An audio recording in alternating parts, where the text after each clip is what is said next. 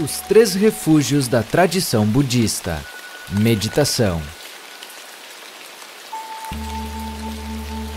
Tomo refúgio no Buda, aquele que me mostra o caminho nesta vida. Tomo refúgio no Dharma, o caminho do entendimento e do amor. Tomo refúgio na Sangha, a comunidade que vive em harmonia e consciência. Falemos do primeiro elemento do tríplice refúgio ou da tríplice joia. Tomo refúgio no Buda. Em que sentido o Buda é um refúgio? Por que a tradição budista entende que devemos nos aproximar do Buda como de um refúgio? Passamos nossa vida buscando refúgio, ou nos refugiando em abrigos precários. O regaço materno e paterno logo deixa de ser suficiente. A alegria da juventude cede espaço para as responsabilidades da vida adulta. Precisamos nos livrar do estresse, e fazemos isso buscando as férias dos sonhos, a companhia dos amigos e família num almoço, jantar ou happy hour. Esses parecem ser nossos refúgios mais comuns, mas eles não nos protegem da velhice, doença, morte e nem mesmo das perdas que a vida nos reserva, como a morte dos pais, doenças, morte de amigos e nossa própria, eventualmente. Não me entendam mal, amigos, amores, etc. não são ruins. O problema é que tendemos a nos identificar tanto com a nossa vida que diante da perda o sentido nos escapa, junto com o chão abaixo de nossos pés. A monja Ajahn Sundara nos diz que refugiar-se no Buda é refugiar-se na sabedoria. Primariamente, o Buda representa para nós sabedoria. A iluminação representa o despertar para verdades fundamentais da existência. Segundo ela, o conhecimento para o qual despertamos é aquele que surge e desaparece em nossa mente e corpo, e o sofrimento que criamos a partir da ignorância. Portanto, a tomada de refúgio é ver aquilo que o Buda viu em seu despertar, a saber, a impermanência. A visão da impermanência nos ajuda a não tomar as coisas como pessoais, como se a vida estivesse sendo injusta conosco. As perdas típicas da vida ganham um aspecto menos doloroso quando temos diante de nós a perspectiva do Buda de que as coisas surgem e desaparecem, e isso não é só conosco, e nem nós estamos livres disso. Podemos também diminuir drasticamente nosso papel de agentes causadores de sofrimento. Afinal, sabedoria elimina a ignorância, e essa última está na base de nossas más ações de corpo, fala e mente. Mesmo diante de nossos tropeços e erros, não encontraremos no Buda olhos de censura ou reprovação. Sua compaixão é vasta como os oceanos e sempre nos acolhe. O Buda é um refúgio, pois ele é dotado de uma série de qualidades. Ao nos lembrarmos dele, é interessante que tenhamos tais qualidades em mente. Ele é o bem-aventurado, o cumpridor, o completa e plenamente iluminado, dotado de sabedoria e virtuosa conduta, que seguiu pelo bom caminho, conhecedor dos mundos, treinador incomparável dos homens a serem treinados, mestre dos devas e dos homens, iluminado, bem-aventurado. Falemos do segundo elemento do tríplice refúgio, ou da tríplice joia. Tomo refúgio no Dharma. A segunda joia. As características do Dharma que o tornam objeto de refúgio são expressas da seguinte forma, uma tradução do Pali. 1. O Dharma bem exposto pelo bem-aventurado. Não devemos entender isso no sentido de ser o Dharma algum tipo de verdade absoluta e definitiva, imutável. Tal qualidade diz respeito à clareza com a qual o Buda ensina, seu modo preciso e sem ambiguidades de ensinar. Se não se pode falar de verdades absolutas por conta da nossa linguagem, isso não impediu o Buda de falar verdades em sentido pragmático, ou seja, falar de modo claro aquilo que conduz ao nirvana, ao fim do sofrimento. 2. Visível aqui e agora. Esta segunda característica diz respeito ao teor experiencial do Dharma. Aquilo que o Buda ensina foi por ele experimentado e pode ser experimentado pelos que seguem este caminho. Kalupahana aponta para o fato de que, neste sentido, sendo a iluminação a cessação das tendências contaminantes, o que muda na mente liberta é o modo de se relacionar com os objetos, não as fontes da experiência. Outro ponto importante é que, sendo visível aqui e agora, o Dharma pode ser compartilhado. Não se trata de uma negação, de uma não visão ou um não entendimento. 3. Não limitado pelo tempo. Não devemos entender isso no sentido de atemporal ou eterno, sob pena de entrarmos em contradição com grande parte dos textos budistas e com o teor geral do ensinamento. O Dharma é aplicável a tempos diferentes, ou seja, não é fruto de um contexto cultural específico que, desaparecendo, o levaria consigo. Esse modo de pensar, por não se colocar dentro de uma lógica absolutista, não torna o relativismo condenável em si mesmo. Ao mesmo tempo que o Dharma mantém sua integridade, ele se adapta a elementos presentes em cada cultura com a qual se integra. 4. Que convida a vir e ver. Tal característica diz respeito à verificabilidade do Dharma. Para usar a expressão de Kalupahana, não há segredo escondido, existem adaptações, gradações entre praticantes, mas para os preparados, todo o Dharma se revela de modo pleno. Essa é uma possibilidade ou uma porta sempre aberta, trilhemos ou não. Por isso, o convite está sempre aí, sempre vale, depende de nós ir e ver. 5. Que leva ao interior. O Dharma conduz à eliminação das raízes do mal, a saber, cobiça, ódio e confusão. Ver-se livre disso é realizar plenamente o ensinamento, e isso não implica acesso a uma realidade metafísica transcendente. 6. Para ser experienciado pessoalmente pelo sábio. Sábio não implica necessariamente um QI elevado, diz respeito a ser prudente, perceber as consequências negativas das ações e se abster de tais ações. Perceber a importância de adotar uma vida moral, seguir um determinado treinamento, tendo em vista a felicidade para si e para os outros. Notemos que nenhum tipo de fé cega ou confiança cega na mera autoridade não é exigida aqui, como em tudo mais. A confiança, o respeito, o compromisso resultam de ser passível experimentar coisas que o Dharma promete. Tal possibilidade alimenta o caminho. Falemos do terceiro elemento do tríplice refúgio, ou da tríplice joia, o Sangha. Tomo refúgio no Sangha. Assim como o Buda e o Dharma, o Sangha também é objeto de uma meditação, tendo como foco as suas qualidades. É fundamental que vivam conforme a afirmação que fizeram. Refugiando-me na Sangha interior, desejo que todos sejam capazes de erigir as 4 comunidades, orientando, admitindo, educando e transformando todos os seres vivos. As 4 comunidades são a Sangha dos monges, das monjas, dos homens leigos e das mulheres leigas.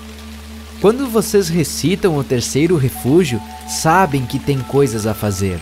Seu trabalho é ajudar a construir a Sangha, porque a Sangha é o único instrumento através do qual podem compreender o ideal do Buda e o Dharma.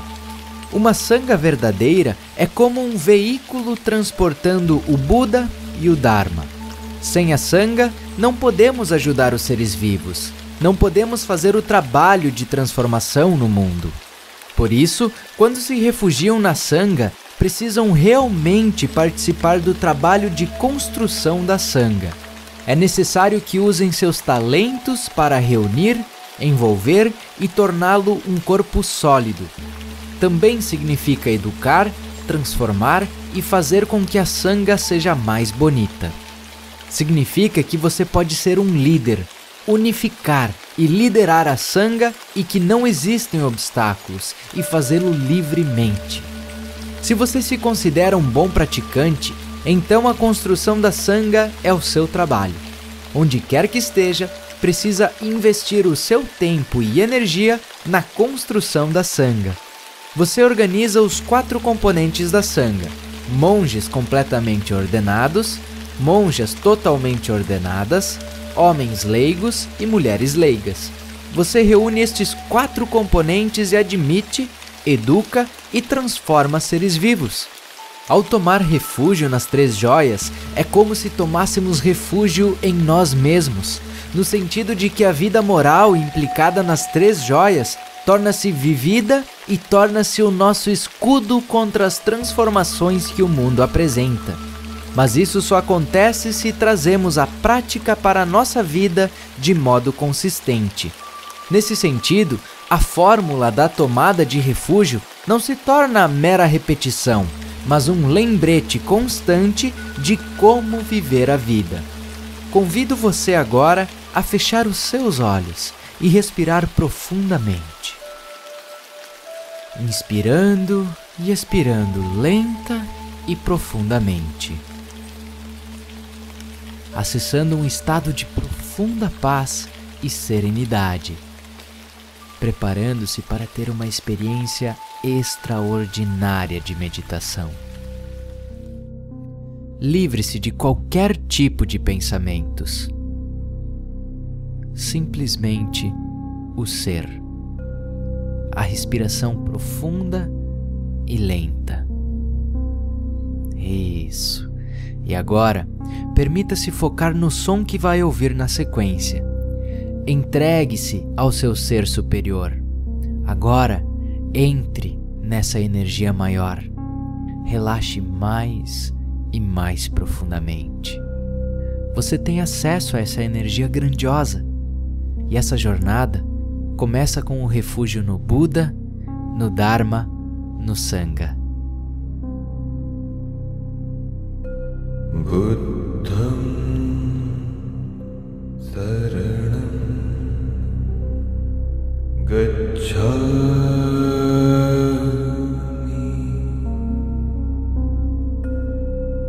Dhammam Saranam Gacchami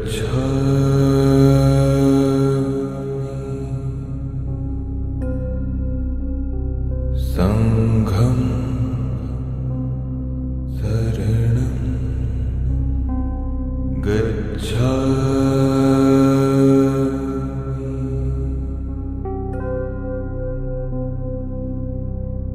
Buddham Saranam Gacchami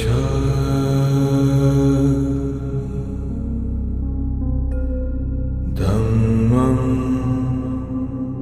Saranam Gacchami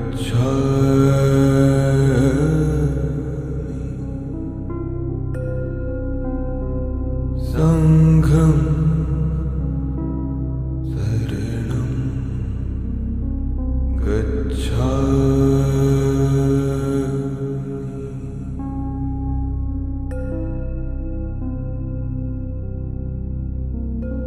Buddham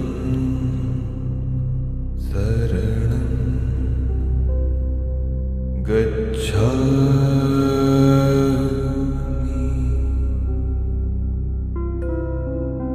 Dhammam Saranam Gacchami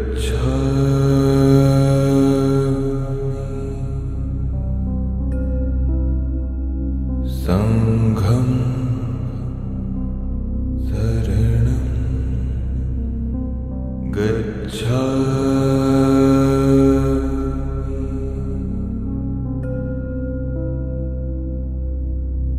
Buddham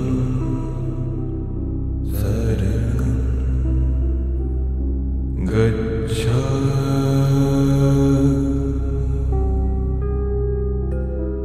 Dhammam Saranam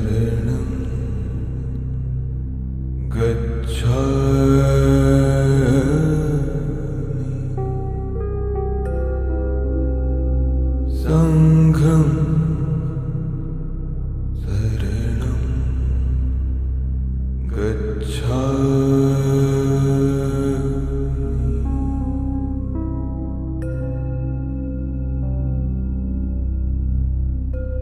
Buddham Saranam Gacchami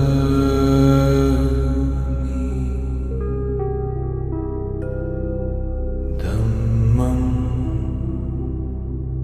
Saranam Gacchami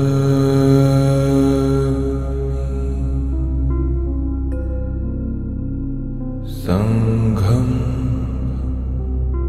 Saranam Gacchami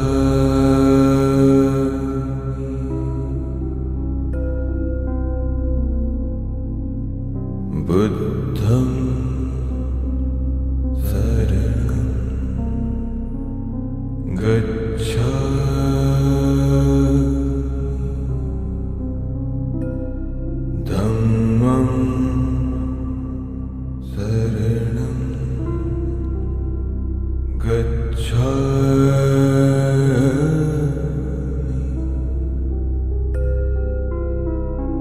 Sangham Saranam Gacchami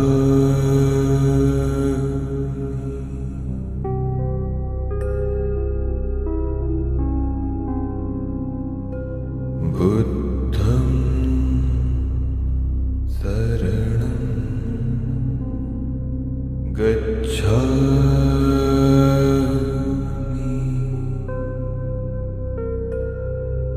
Dhammam Saranam Gacchami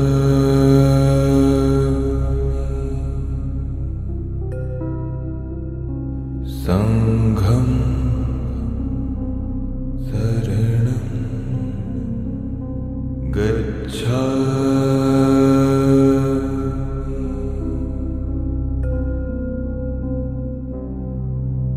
Buddham Saranam Gacchami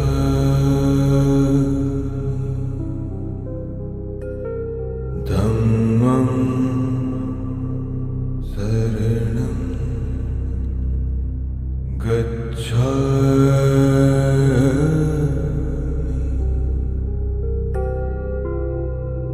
Sangham Saranam Gacchami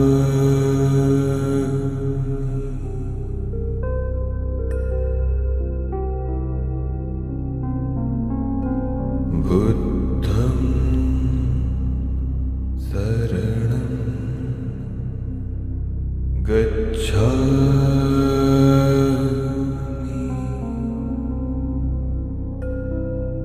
Dhammam Saranam Gacchami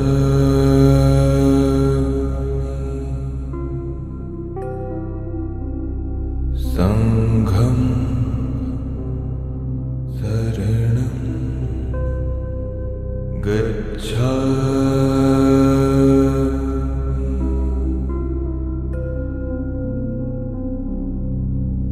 Buddham Saranam Gacchami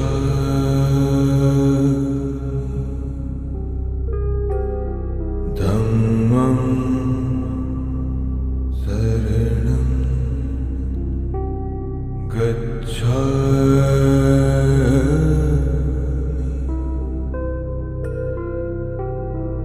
Sangham Saranam Gacchami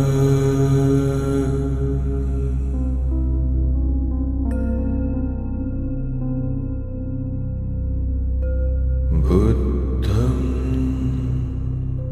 Saranam Gacchami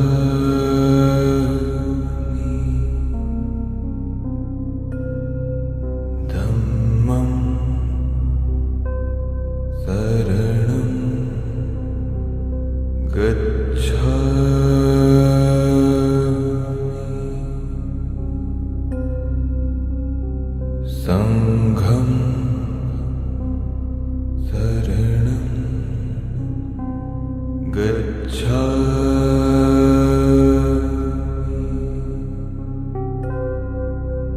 Gacchami Buddham Saranam Gacchami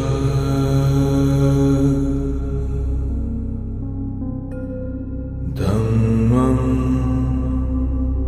Saranam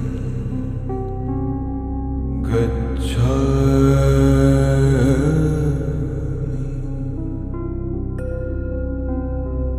Sangham Saranam Gacchami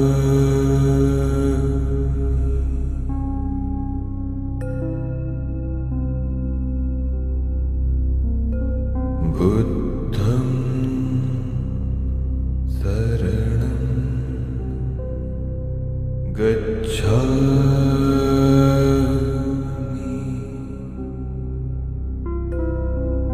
Dhammam Saranam Gacchami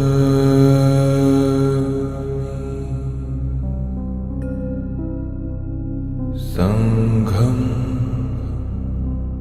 Saranam Gacchami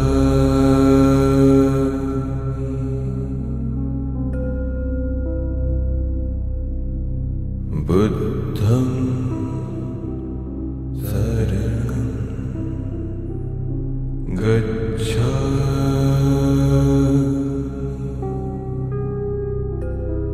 Dhammam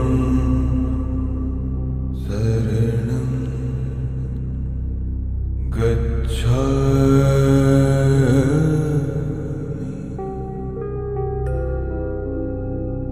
Sangham Saranam Gacchami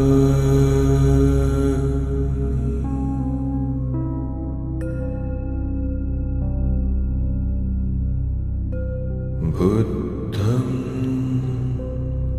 Saranam Gacchami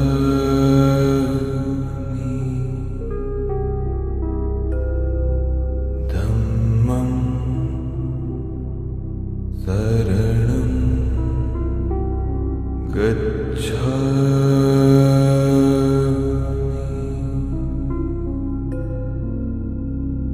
Sangham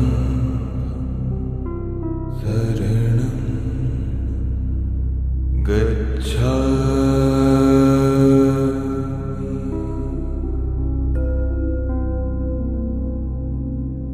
Buddham Saranam Gacchami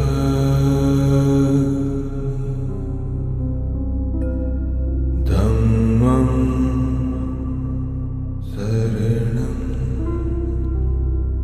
Gacchami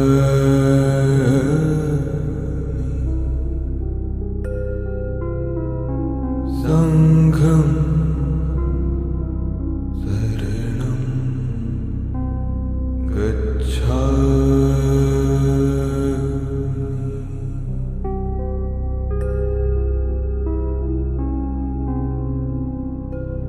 Buddham Saranam Gacchami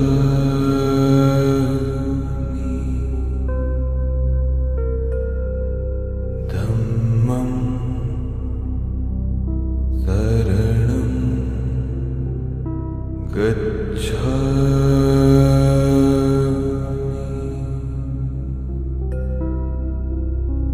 Sangham Saranam Gacchami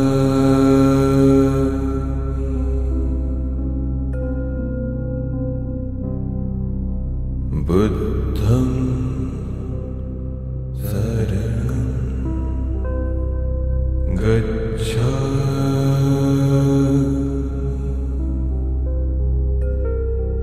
Dhammam Saranam Gacchami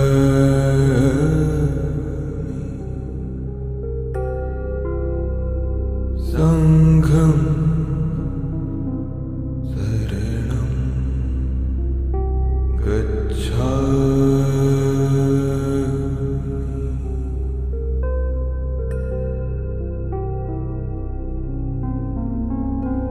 Buddham Saranam Gacchami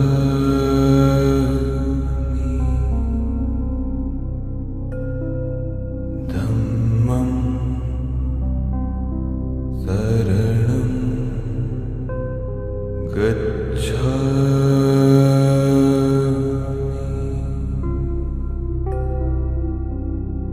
Sangham Saranam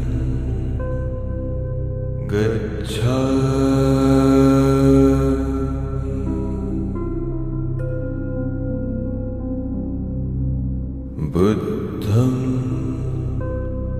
Saranam Gacchami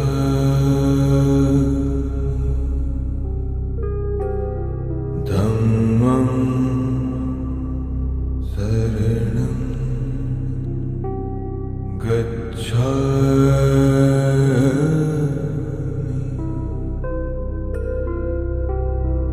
Sangham Saranam Gacchami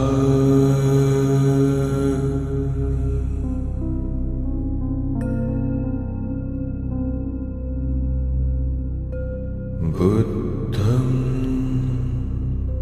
Saranam Gacchami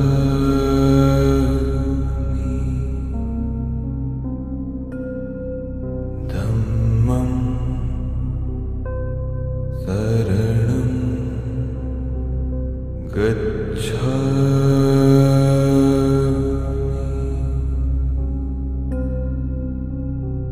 Sangham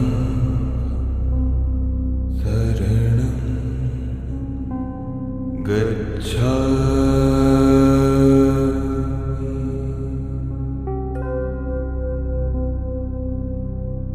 Buddham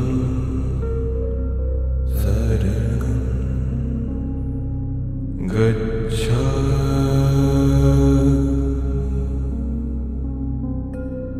Dhammam Saranam Gacchami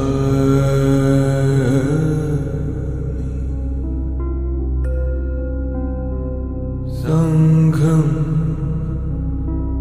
Saranam Gacchami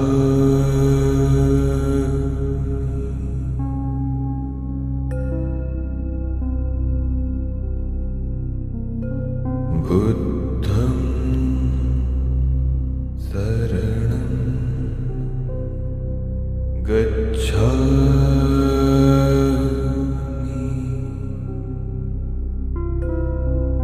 Dhammam Saranam Gacchami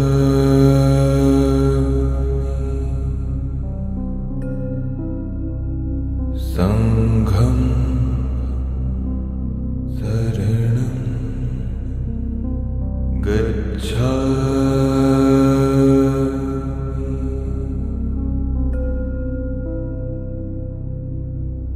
Buddham Saranam Gacchami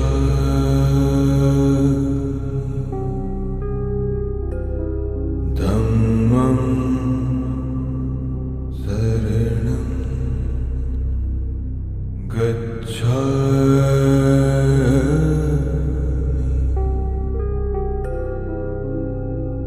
Sangham Saranam Gacchami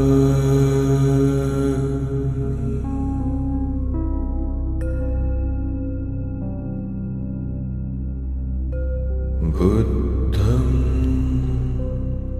शरणं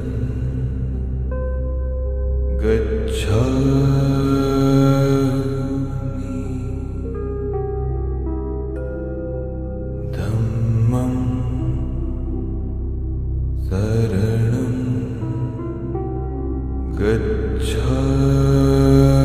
गच्छामि संघं शरणं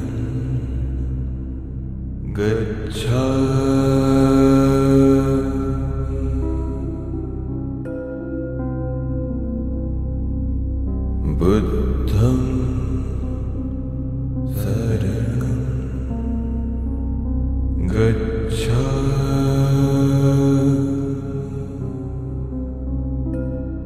धम्मं शरणं गच्छामि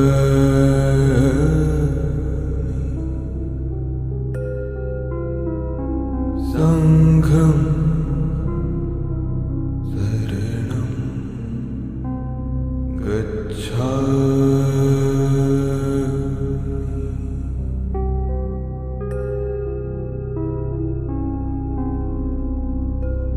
बुद्धं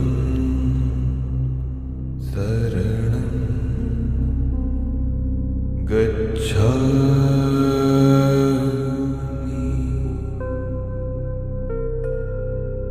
धम्मं शरणं गच्छामि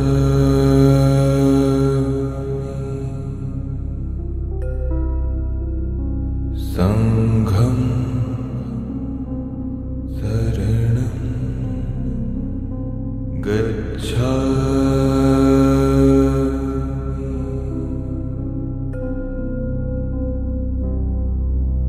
बुद्धं